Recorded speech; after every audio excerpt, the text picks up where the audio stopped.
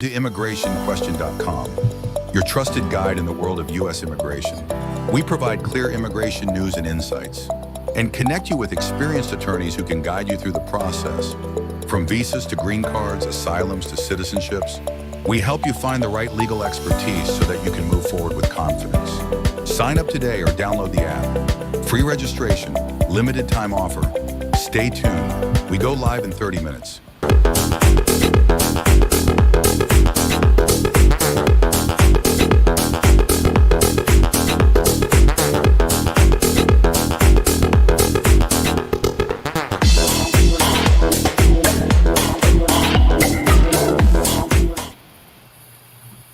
Hello, everyone, and welcome to today's live webinar brought to you by immigrationquestion.com, a networking platform and meeting ground where individuals can engage, learn, and interact with licensed immigration attorneys.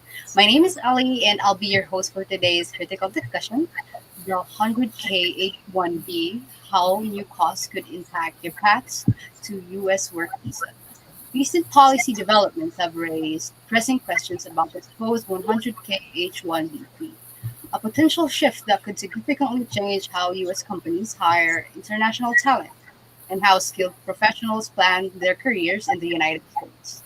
For employers, the proposal could reshape compliance, strategies, and workforce budgets.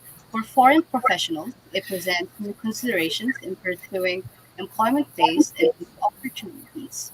Today's session will explore the practical implications of this proposal and outline how both businesses and workers can prepare for potential financial and policy changes. We are joined by Attorney Jonathan Wasden, Managing Attorney at Wasden Immigration Litigation. Attorney Wasden represents businesses, professionals, and families in federal immigration matters, bringing extensive experience in handling H-1B and employment-based immigration cases. He previously served with the U.S. Department of Justice and the Department of Homeland Security, and now focuses on complex policy and litigation issues with immigration space. We are glad to have you back on this series, Attorney Wasden. Thank you for being here today, and welcome. It's good to be with you. Thank you. Before we begin, an important reminder, immigrationquestion.com is not a law firm and does not provide legal advice, guidance, or representation.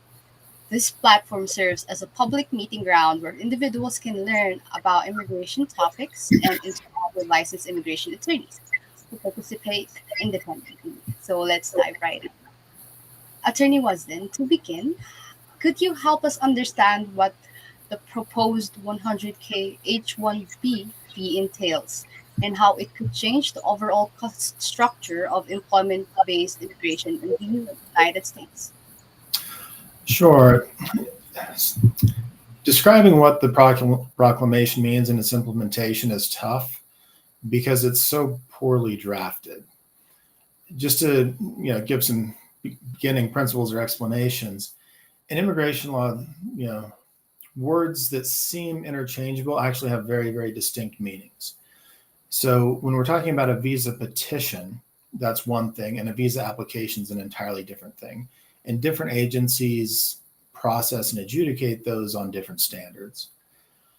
This proclamation doesn't really clarify a lot to give us a good idea of how it's going to be applied across the board. But some key facts or some key points are there that we can discern. The first is it's going to apply only to petitions, new petitions, filed after September 21st. Then this will continue on until 30 days after the H-1B lottery. And at that point, they'll determine whether or not it should expire at the end of the year or if it should be continued for another year. So we're looking at least next year's cap cases being impacted by this, because you have to pay the fee when you file your visa application or visa petition, and that will be done in early April of next year or sometime thereafter, and the fee won't expire until next September of 2026. So the thing that's confusing about this is the way it confuses or doesn't use with any particular specificity petitions or applications. We know that it applies to new petitions, but it doesn't say if new petitions mean people that have an existing H-1B and then it's expiring and they file a new petition and then have to leave the country. It doesn't say if staying in place is going to exempt you from having to pay that fee. Some agency commenters have speculated that it won't, but we don't have any official guidance yet on this, on how it's going to be interpreted as to people that are actually holding H-1B visas now. What we do know is if you have been stamped and your stamp is current, you can travel without having to pay the fee. If your stamp is not current, there's a question of whether or not you're going to have to pay the fee, for extensions or things like that. So, again, a lot of issues going on. The other problem with the proclamation is it delegates to the Department of Labor a requirement that they're supposed to go back and issue new rules or propose rules on the prevailing wage requirement. And if it's anything like the first Trump administration Department of Labor prevailing wage regulation or attempted regulation, it's going to dramatically increase wages to the point where it will be basically impossible to justify hiring foreign professionals except in the rarest situations. So that shoe is yet to drop, as they say, and we'll probably get the proposed rule on that sometime in early next year. I see. Thank you for that, Attorney. Next question. Many employers are concerned about how this proposal might affect hiring decisions, especially for small or mid-sized companies. What are some of the practical or administrative implications business should be very aware of?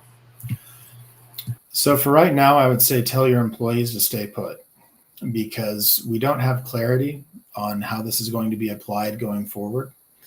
The only thing we know for certain is that new H-1Bs filed after the 21st that are out of the country, 100% are going to have to pay the fee. We don't know how it's going to be applied yet with any clarity towards new extension petitions or new transfer petitions. So you, as an employee, you're really taking a risk if you leave the country at this point, because you could end up not getting back into the country because you haven't paid that fee. Okay, so from the perspective of skilled workers and professionals abroad, this proposal could introduce significant financial challenges. How might it impact the way individuals plan or pursue U.S. work visas opportunities moving forward? I think the number of people that are willing to hire U.S. workers, new U.S. workers that aren't already in the country, is going to really drop off. It just, it's basically doubling the cost of hiring a foreign worker than before. So I think people right now in the interim should start shopping elsewhere. Germany, UK, Canada. I would explore your options if you're looking to work abroad, and probably the U.S. is not going to be a great option, at least for the next year until this is resolved. Okay, got that, Attorney. So the policy watchers have noted that this proposal may be part of a broader trend towards cost-based immigration control. Attorney Wasden, based on your experience, how do such policy shifts typically affect visa availability and trends in adjudication?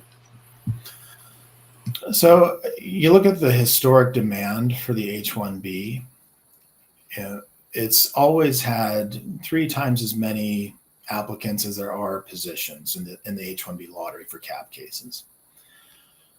If everybody's having to pay dramatically higher fees for this $100,000 fee, and then dramatically higher wages when the Department of Labor prevailing wage comes out, the demand for the H-1B be virtually non-existent, would be my guess. What that means is all of these jobs used to be done in the US, and the employees were buying cars in the US, buying homes in the US, buying food, clothes, and we're also paying taxes in the US.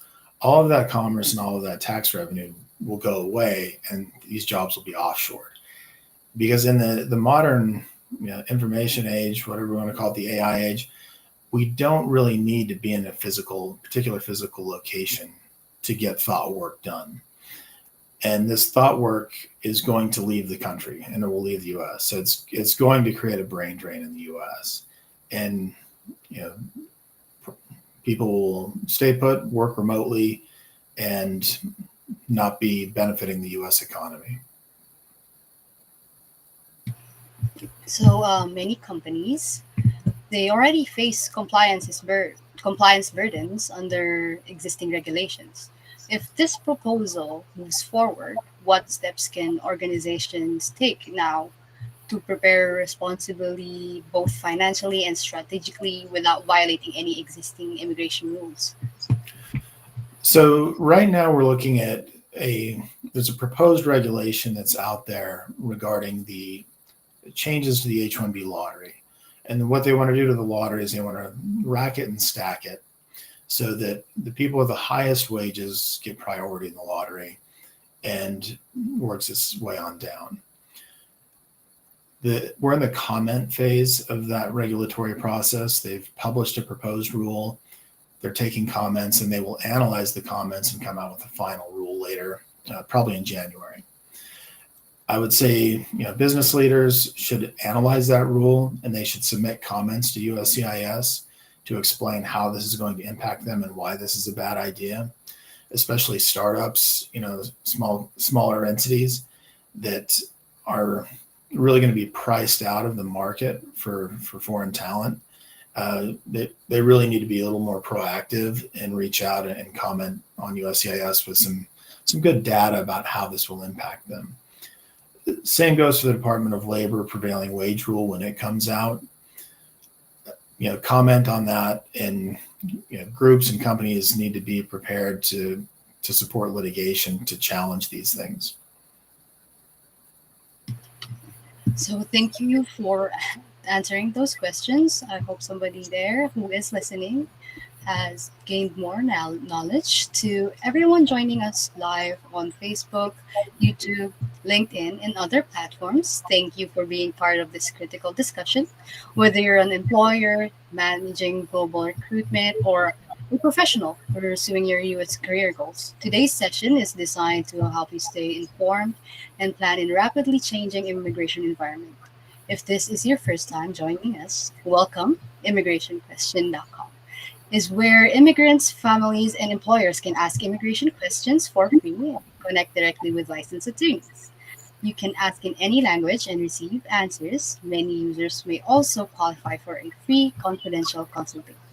We are also proud to share that ImmigrationQuestion.com is now a VBP accredited business, underscoring our commitment to transparency, honesty, and service to immigrant and business communities across the United States.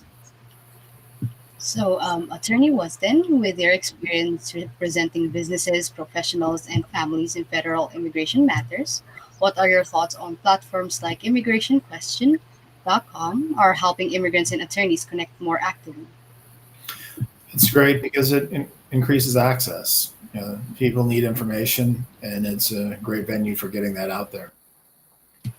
Thank you for that perspective, Attorney Wasden. Before we move into our live Q&A for professionals already working in the U.S. on HP1 status, what does this development mean for their long-term immigration planning, renewals, or transitions to permanent residency? A lot of that will depend on how the final guidance comes out on this fee. We still don't have the definitive word from USCIS on how this is going to be processed.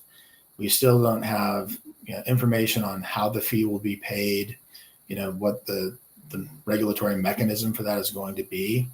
And all of that needs to be published and to provide a little more clarity to people. Right now, like I say, the only thing we know with 100% clarity is that if you're outside of the country and you're coming in on a brand new H-1B and you've never had an H-1B before, you will have to pay that fee, no question. There's questions as to every other category as to whether or not you're going to be required to pay that fee. And we'll just have to wait and see how that plays out.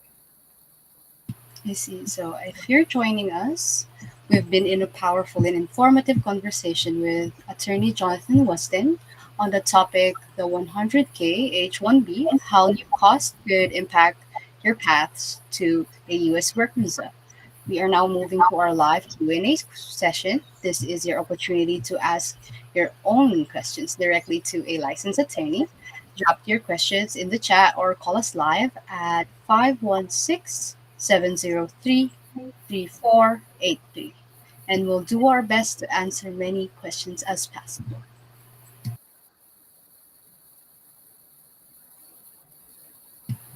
Okay.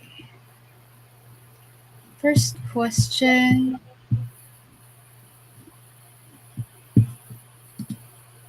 There we go. Question from Yun Jin Ho. If my company say they cannot pay that much, can I still get the H-1B visa somehow? So if your company says they can't pay the $100,000 fee, the employer is driving the cart on the H-1B visa. If you don't have an employer that's sponsoring or petitioning on your behalf, you can't get an H-1B. So if you're in the category of people that have to pay this fee, you're going to have to find either an employer that's willing to pay it, or look for employment outside the country or a different visa category. There's really not a lot of other visa categories that are workable in this situation as workarounds. So more likely, if you're in the category of people that have to pay the fee, that the fee applies to, looking abroad, looking in a different country for employment would probably be a better option. I see. I hope that answers your question, Ian Jin Ho. So now we have to proceed to the next one. From Shakira El Said. I'm worried big tech companies will stop hiring immigrants because of this. What do you think? So if you look at the proclamation, there is a waiver that's been made available. If it's in the national interest and it's not going to harm the security or welfare of U.S. citizens. Knowing how the Trump administration works and how transactional they are and how susceptible to, I don't know if bribery is too strong of a word, but there will be waivers granted. And my speculation is it's not going to be the small companies. It's not going to be the startups. It's going to be the large cap companies that are going to be granted a waiver on this. The NVIDIAs of the world, the Googles, these companies, my guess is will not be paying this $100,000 fee. It will probably only be applied to smaller tech companies, especially those in IT consulting. I see. Third question is from Neo. Can employer take the cost from our salary later, or is it illegal? No. So the way the program is set up is the Department of Labor sets the wage, and it's on the LCA, Labor Condition Application. Your employer has to pay that wage at a bare minimum. If they aren't paying that wage, then you can complain to the Department of Labor, who will then force the employer to pay those wages to you in back pay. The employer is not allowed to charge the employee fees, the filing fees, any of those fees that go along with the petition, including this one. So, it's not something they can deduct out of your wages, at least not legally and be in compliance with the H-1B rules. Okay, thank you for that. I hope that answers your question, Neo. Now we are going to another one. We're finished. I think that's for the only questions for today. Excellent. Yeah.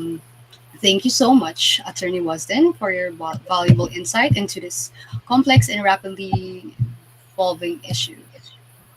Your explanation to the proposal and for the proposal of H-1B fee increase and the broader implications for business immigration has provided valuable clarity and direction to our audience. To all our viewers, thank you so much for joining us. We hope today's discussion helps you prepare and plan and protect for your path forward in the U.S. immigration system. Remember, you can always visit immigrationquestion.com to ask your immigration questions for free and connect directly with a licensed immigration attorney like Attorney Wasden himself. You may even qualify for free confidential consultation. If you like to revisit today's webinar or share it with your colleagues or community, the full replay will be soon be available on Spotify. Just search Borderless Talk by immigrationquestion.com. So join us again next week for another timely and in-depth discussion on immigration trends and solutions that are shaping the future of America's workforce. Once again, thank you so much, Attorney Wasden, and thank you to everyone watching. Until next time, stay informed, stay proactive, and stay empowered.